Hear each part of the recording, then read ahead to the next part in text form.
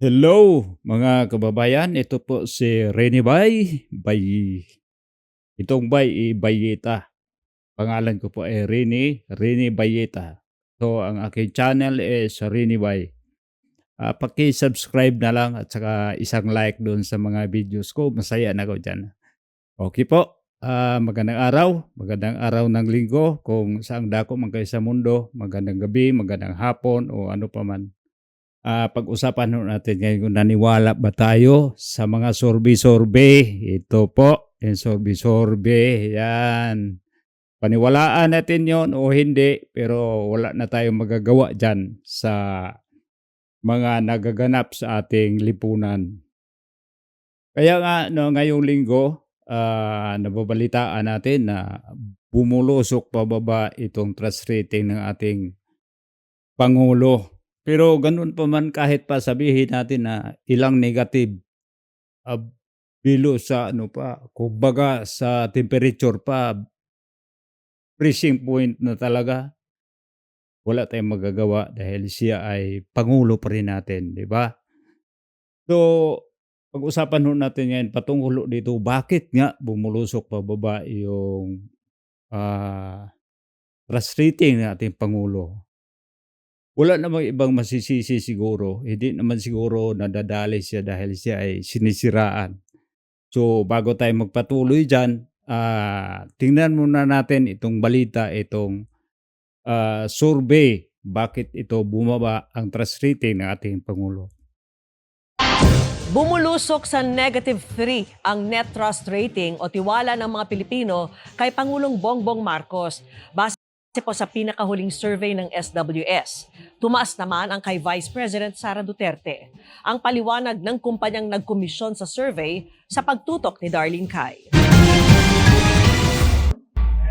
Sumadsad sa -3 ang net trust rating ni Pangulong Bongbong Marcos base sa pinakahuling survey ng Social Weather Station o SWS nitong Nobyembre.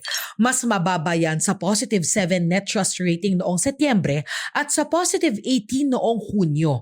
Bagamat may 38% na may malaking tiwala sa Pangulo, nahila yan ng 41% na may maliit na tiwala sa kanya. Ang survey na kinomisyon ng Strat-based Consultancy ay isinagawa noong November 24 to 30. Sabi ng Strat-based Consultancy, panahon niya ng matinding pagbatikos ng publiko sa kontrobersiya sa flood control projects, partikular ang malawakang kilos protesta laban sa katiwalian noong November 30. Corruption is on the top of mind ng ating tao. Araw-araw pinag-uusapan. Galit ang tao at humihingi ng may managot. May panagutin ng Pangulo, and it's towards the end of December, wala pang pinananagot. And that captured, I feel, the frustrations ng tao on this issue of corruption. Sabi ni Strat-based Group founder and CEO Victor Andres Manhit, posibleng naapektuhan ng trust rating ng Pangulo sa takbo ng aksyon ng gobyerno laban sa katiwalian. Pinangako ng ating Pangulo na may mananagot. Remember na siya ang nag-umpisa nitong issue ng flood control. Tama nga naman, no? Nakakahiya. Sabi nga niya, mahiya naman kayo. Nakakahiya at nakalulungkot habang nahihirapan ng taong bayan. Pero meron namang napanagot. Hindi ito ang unang pagkakataon na nakakuha ng negative net trust rating ang Pangulo. Noong Marso hanggang Mayo, nakakuha na rin siya ng negative rating. Sinusubukan pa ng GMA Integrated News sa makuha ang panig ng palasyo ukol sa resulta ng survey. Samantala, nagtala naman ng positive 31 net trust rating si Vice President Sara Duterte sa kaparehong survey. Yun po mga kababayan ha. Huwag lang natin panuorin itong kay BP Inday. Kahit si BP Inday kasi kahit sabihin natin na ano pang mga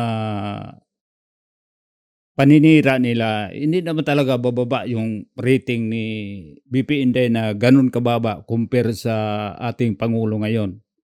Ito po taliwas sa mga ginagawa ng ating administrasyon, ito kay BP Inday, walang tigil kaya yung panggigipit nila kay BP Sara. Simula nung 2023, 24, 25 hanggang sa susunod na taon may inihanda na sila na impeachment complaint laban kay BP Sara. Pero kita natin itong rating, kaya hindi na natin panuurin yun. Kahit sabihin natin na hindi Hindi comparable talaga, negative at saka positive, wala talaga yon. Okay lang ma-compare mo kung yung parehas silang negative, maliit lang yung diferensya o positive yung compare, pero salungat pababa yung isa, isa paangat, wala. Hindi na pag-usapan natin yung ano. Dahil alam mo natin, mga kababayan, dito lang ha, ipaliwanag ko sa inyo kung bakit sa opinion ko lang na bakit bumababa ang rating ng ating Pangulo. Sino may kagagawan dyan? Hindi naman sa sinisira ng Pangulo, sila mismo, yung mga amoyong, yung mga kabinete, yung mga vlogger, na instead na iangat nila yung Pangulo, ipapakita nila yung magandang sa bagay, ito ito mga vlogger din ng mga Marcoses, loyalistang Marcoses. Makikita ko sa post sa social media sa Facebook, salungat ito lang trust rating, binaliktad yung figure. Wala na ba kayong magagawa dyan? Kaya nga, lalo ninyo, instead na iangat ninyo yung sinusuportahan ninyo, lalo ninyo binabaon. Wala kayong ibang nakikita, kundi sisiraan yung kalaban para umangat. Pero kita nyo naman. O, di ba? Kaya nga, ang aming soon to be President VP Sara, komportable kami dahil nung tumakbo siya, ano bang pinagyabang ni VP Sara? Wala, di ba? Kaya siya ay nagiging busy ni Marcos dahil ay napag-usapan nila or na-promise ni Marcos na ipagpatuloy ang proyektong iniwan ng kanyang ama na si PRRD. Pero anong nangyari? Wala, di ba? 20 pesos na bigas. Wala naman sa merkado. O di ba? Wala. Itong hindi ipapakulong, hindi ibigay sa ICC si PRRD. Salungat sa sinasabi. O di ba? Tungkol sa impeachment kay VP Sara, hindi siya pabor, pero pinahinuntulutan niya. O di ba? Sino bang gumagawa dyan sa mga promises niya? Di ba siya lang? Tapos anong nangyari ngayon? O, kayong mga loyalista dyan, alam nyo po, ang nagsusuporta ni Marcos dati, mga solid supporter ng mga Duterte. Bakit? Sa panahong eleksyon, kahit ayaw nila kay Marcos, pero si VP Sara nakikiusap, siya ang busy ni Marcos. So napilitan, o ngayon, hindi tinupad yung Tapos ngayon dinagdagan nyo pa sa mga korupsyon, mga nakawan, na sobra-sobra, harap-harapan talaga. O di, ano bang kukuha ninyo? Ano bang expect ninyo doon sa mga taong napiktuhan? Natural. Thumbs down talaga. O di ba? Kaya yun ang mga dahilan bakit bumulusok pababa. Pero kaya sinasabi ko nga kanina, na kahit sabihin man natin na hanggang negative 1,000 pa yung rating niya, hanggat andyan siya sa opisina niya, presidente pa rin siya. Walang ibang mag-aangat sa kanya. Kahit ano bang dila ni Claire Castro dyan, ano pang mga himas-himas niya dyan, ano bang pag-alkontra niya doon, pagkakalaban doon sa mga opposite na sa politika, babatikos niya doon sa mga Duterte. Wala naman talaga, ito malang Marcos at saka Duterte lang talaga to. Wala namang iba talaga. Kaya sinisira nila. Pag ito palagay ko hindi ko pa napapanood kung anong reaksyon dito ni Madam Claire Castro. Pag ganito na negative yung hindi maganda yung rating ng Pangulo. Hindi sila maniwala diyan sa sa survey. Pero kung mataas, maniwala talaga, yun talaga totoo. Sabihin na, kita nyo na. Mataas yung sa Pangulo, so maraming nagtitiwala. Pero ngayon na mas mababa, sabihin, hindi magpapikto yung Pangulo dyan. Alam naman ng taong bayan na nagtatrabaho yung Nagtatrabaho nga. Pero yung tinatrabaho niya, naghanap na lang siya ng ibang, kumbaga, kung sa vlogger pa si si PBBM, walang niche. Walang proper na content, kung ano-ano na lang. Hindi tulad de PRRD dati na nakapokus talaga siya sa peace and order. Safe lang itong mga law-abiding citizen ng mga civilians. O, di ba? Tulad ng nangyari dati sa Marawi, nagkaroon ng problema dyan sa illegal drugs at saka terorismo. O anong ginawa niya? Wasak. Ibali na mabura basta mawala lang yung mga ganong klase sa mga criminals. Yun, nakapokus talaga siya.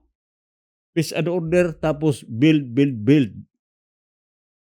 Pero ito ngayon, sa administration ngayon, ano bang masasabi natin na itong natitirang mga ilang taon na lang? Ano bang masasabi nating legacy? Itong anomalya? Itong iskandal? O di ba? So dito talaga hindi mo talaga mapigilan yung talaga yung nararamdaman ng tao. At saka itong survey, hindi naman ako din 100% na naniniwala, no.